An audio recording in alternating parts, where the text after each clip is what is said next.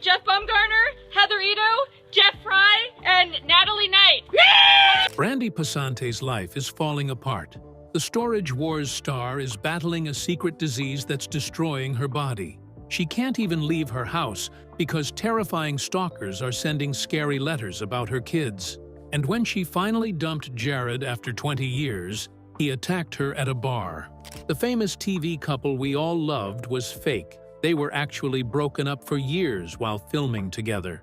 Now she's a single mom with sick children, dealing with COVID, and grieving her dead father. This is the heartbreaking truth about TV's toughest female treasure hunter. Brandi Passante didn't grow up in comfort or ease. Born in Texas in 1980, her childhood was anything but calm.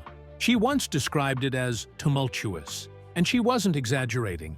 She had brothers who didn't go easy on her. They used to beat her up, and she credits that rough environment for the toughness she later became known for. She wasn't loud or outgoing either. In fact, she said she used to give people dirty looks just to keep them away. That mix of shyness and grit shaped who she became. Her early life wasn't about dreams or fun. It was about survival.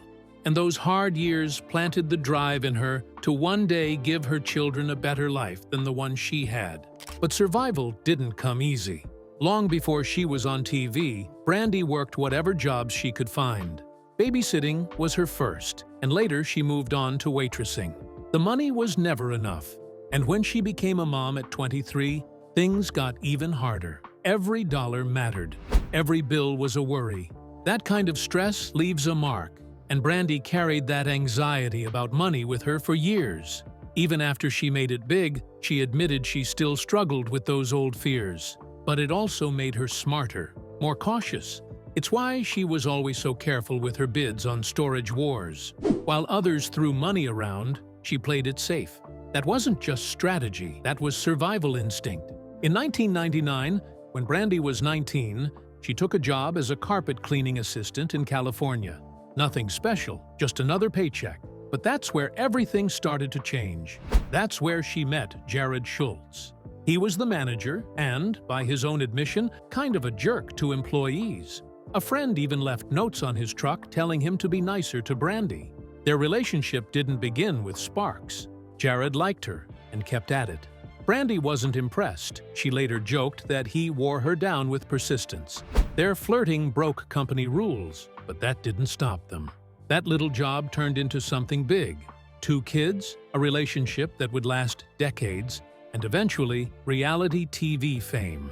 After their time in carpet cleaning, Brandi and Jarrod drifted into the mortgage business, which didn't go well. That's when Jarrod's aunt suggested they look into storage auctions. It was a wild idea, but they had nothing to lose. With barely any money, they started bidding on old storage units, digging through forgotten stuff and selling whatever they could. That hustle turned into their first thrift store, Now and Then, in Orange County. They did it all themselves, buying, hauling, selling, sometimes barely breaking even. They weren't rich, they were grinding, but it gave them a small spotlight. And eventually, that's how the cameras found them.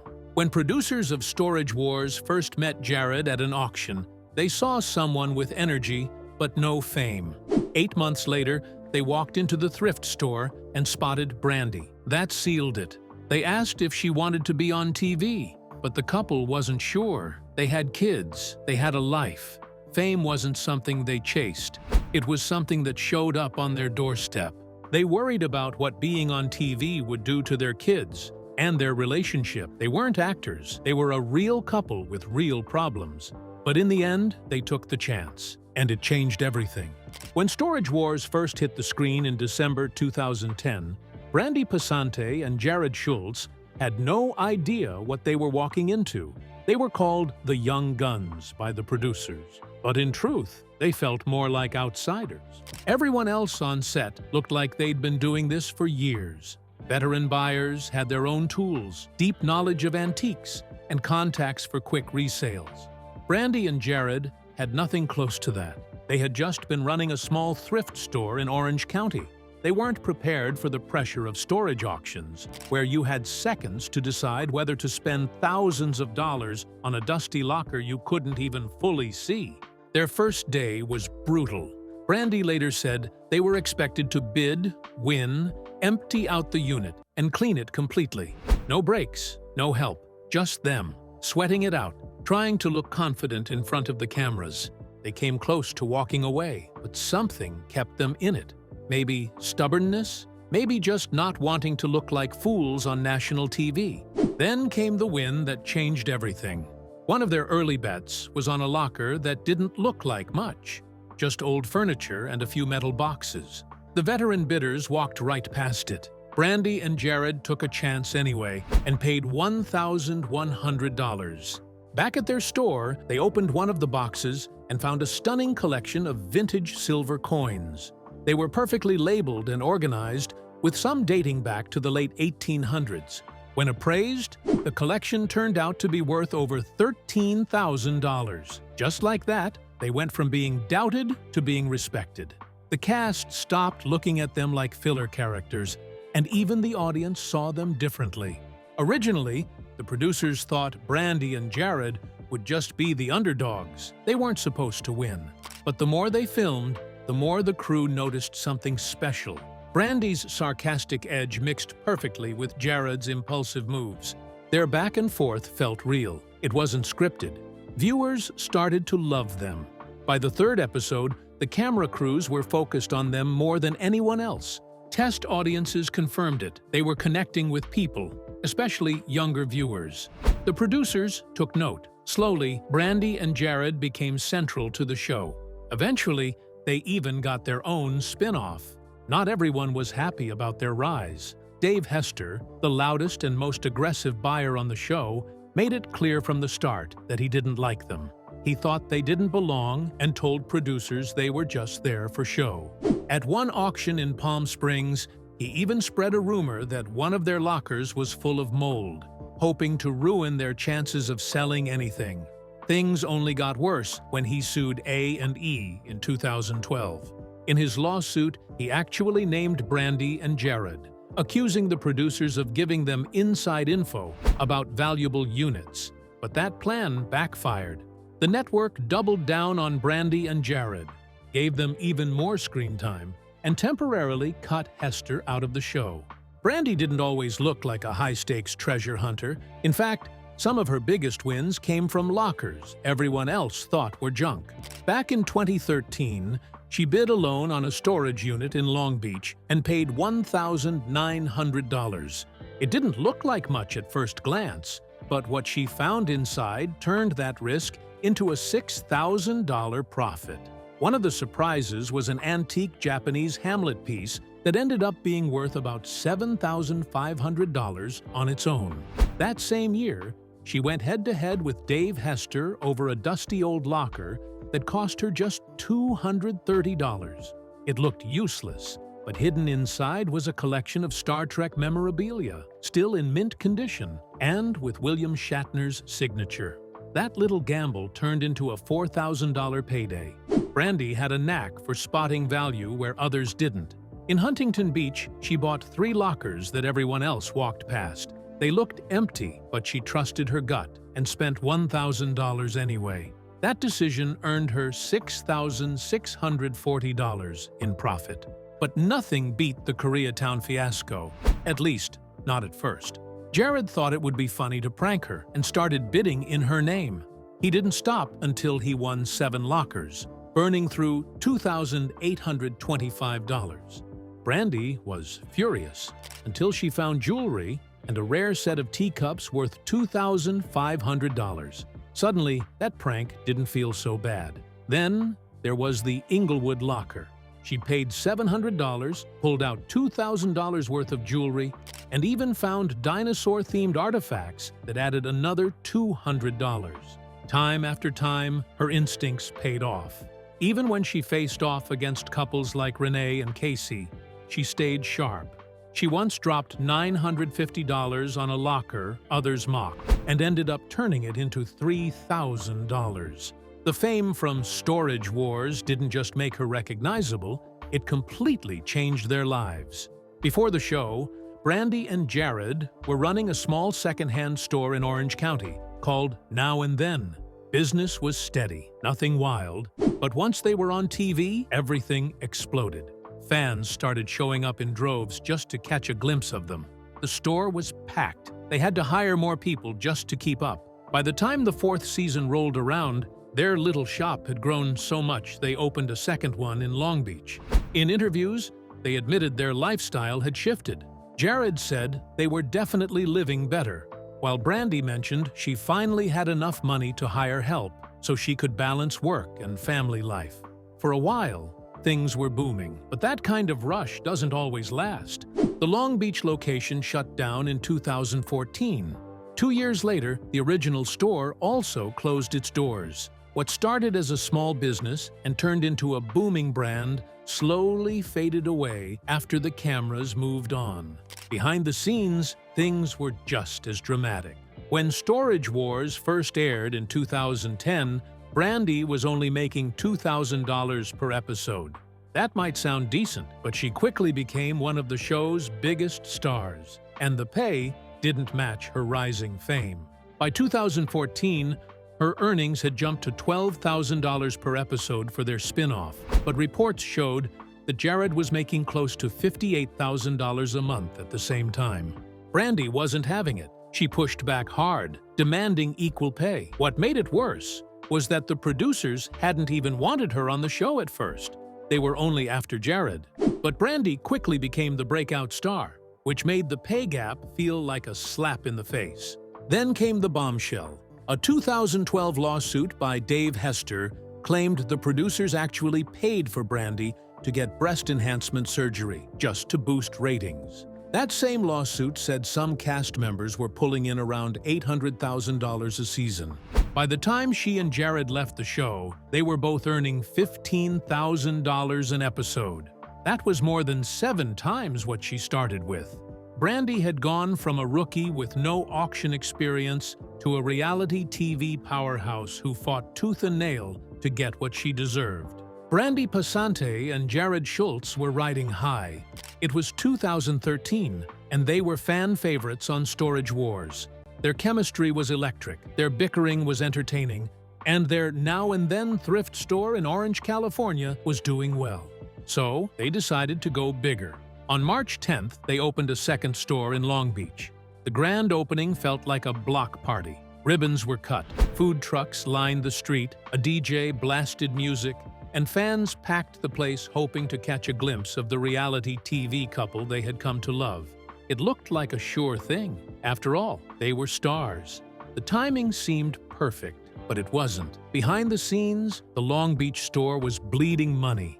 Not just losing a little, losing everything. From day one, the business never turned a profit. Jarrod insisted it was doing fine, but that wasn't the truth. The store was sinking fast. Just over a year later, during a 2014 episode of Storage Wars, the truth came out. Jarrod stood in front of their staff, visibly emotional, and admitted they had to shut the place down.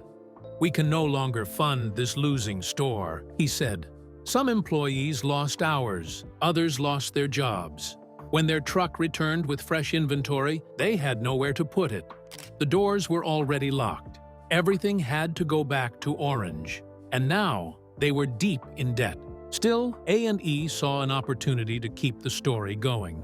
In August 2014, they gave the couple their own spin-off series, Brandi and Jarrod, Married to the Job. It promised wedding bells after 15 years together, a behind-the-scenes look at their chaotic home life, and, of course, more of that signature bickering. But the marriage never happened. The show fizzled. Viewers quickly realized the storyline felt forced, and the fun was gone. It was canceled after just 8 episodes. The timing couldn't have been worse. Right after their business collapse, it just didn't feel real anymore. That's when cracks in their relationship started showing.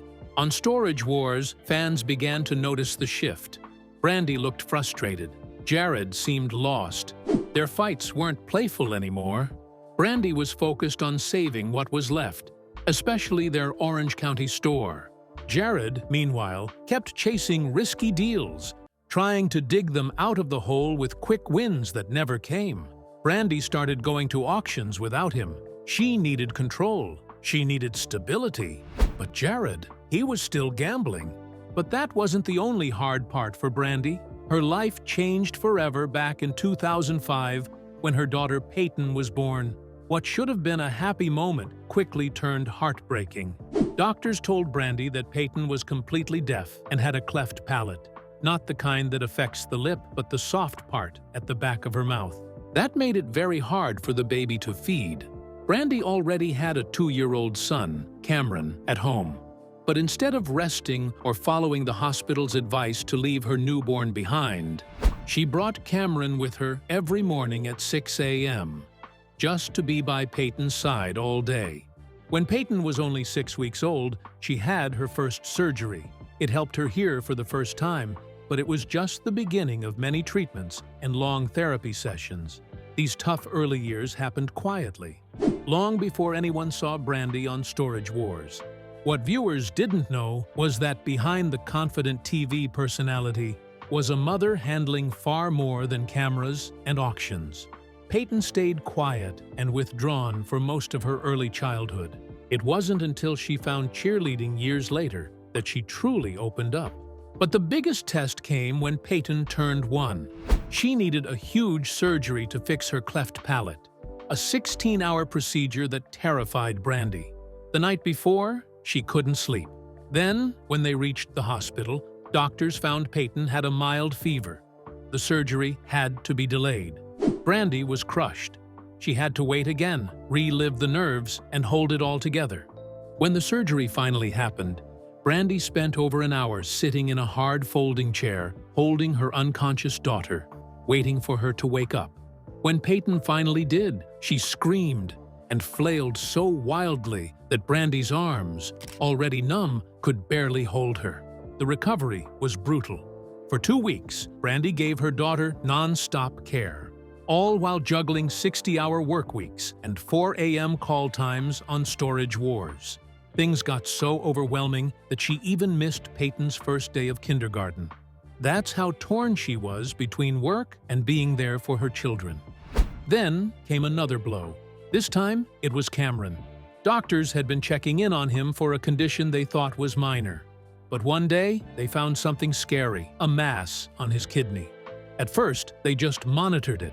But by the time Cameron reached high school, it got worse. He started feeling sick, and everything changed. Brandi and Cameron ended up spending 3 long months at the Children's Hospital of Orange County. Cameron had to drop out of school temporarily, missing 3 months of honors classes. He needed multiple surgeries, and a drain bag was placed in his back. Brandi had to clean and measure it every day. That experience scarred him. Even after the treatments, Cameron began having panic attacks and would often get upset when Brandi reminded him about checkups or follow-ups. The fear never fully went away. Still, he pushed through. In June 2021, he graduated high school. Brandi was so proud she posted about it online. His health is better now, and his blood pressure is under control. Brandi Passante might have looked strong and fearless on Storage Wars, but behind the confident face was a woman quietly fighting battles that most viewers never saw. In 2022, she revealed something that shocked even her closest fans. She was living with Hashimoto's disease. It wasn't lupus, as some had guessed. This autoimmune condition had been attacking her thyroid, messing with her energy, weight, and even the sound of her voice. Her raspy tone, which many had commented on, was a direct result of this disease. While she smiled and worked through long days at auctions, her body was constantly dealing with pain and exhaustion. Still, she kept going, showing up not just for the cameras, but for her 2 kids, all while adjusting to life as a single mom, after splitting with Jarrod in 2018. But her health wasn't the only thing dragging her down. Fame brought another kind of danger. After becoming a household name, Brandi started receiving unwanted attention, dangerous attention. She and her family were being stalked. Things got so bad, she had to move them into a guard-gated community just to feel somewhat safe. And even that didn't stop it. In 2020, she posted online saying she no longer shared photos of her children because, in her words, some creepy-ass dudes were harassing them. Her daughter Peyton had already been through enough. She was born deaf and had a cleft palate that required major surgery. The thought of people targeting her innocent kids pushed Brandi to a breaking point. What made it worse were the terrifying letters. During an interview, she opened up about how these letters completely changed her life. They were disturbing enough to leave her too afraid to even leave her house. She talked about how her life was never the same after that.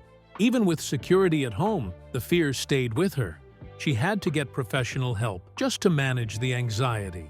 And it wasn't just the big things that triggered her. Even going to the grocery store or a gas station made her nervous. People thought she was being rude on the show. But the truth was, she was shy and scared. Her fame became a trap, and she didn't know how to escape it. While all this was happening, she kept a lot of things hidden, even from the production team. She filmed episodes of Storage Wars while battling serious health problems. Hashimoto's made every day harder. Then in 2020, she caught COVID-19 and was hit hard. She lost her sense of smell and had splitting headaches. She isolated herself for nearly 2 weeks while trying to recover. Just a few months later, her father died. And on top of everything, her children were going through their own health problems. Her son Cameron had to undergo surgery for a kidney condition, while Peyton's ongoing medical needs continued. Brandi tried to juggle it all: motherhood, illness, grief, and fame.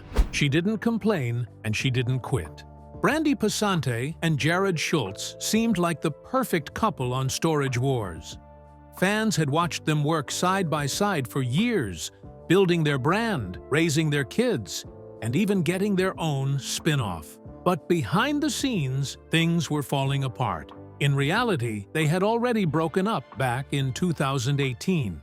And yet, they kept filming together for 2 more years without anyone suspecting a thing.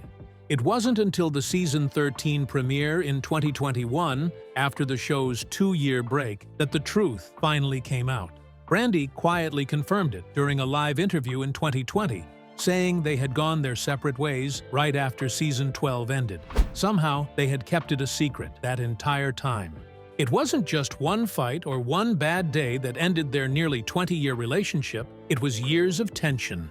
Running businesses together, working non-stop, raising 2 kids, and living under the pressure of being reality TV stars. Brandi later admitted it felt like she had lost herself in the process. The second thrift store they opened never made money, and eventually shut down, which only added more stress. Jarrod, in his own words, said that the fame had masked deeper issues. Behind the smiles and the banter, the connection between them was slowly breaking.